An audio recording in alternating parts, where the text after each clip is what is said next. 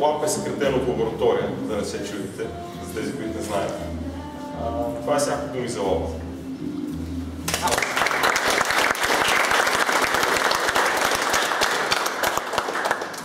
Благодарим на Варо.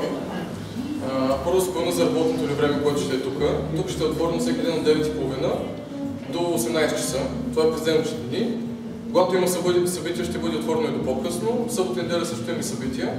Може да видите или в сайта, или в Facebook ще съобщаваме. По този начин знаете кога е отворено и кога не. В сайта има линк, в който пише дали има някой присъстващ тук или не. По този начин ще знаете.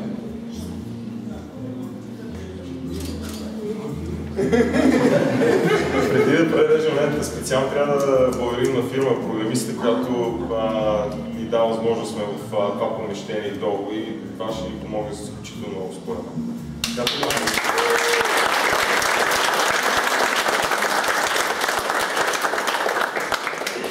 Време ли? Време. Ще мина от другата страна.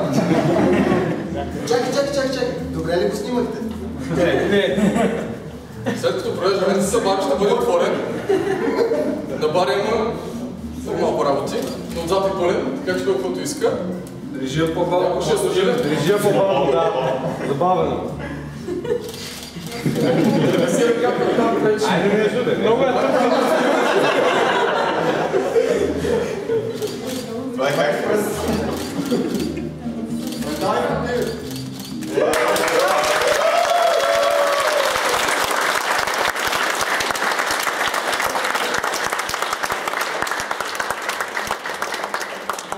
Много може да се отповядате към бара. Много ви е скъпо.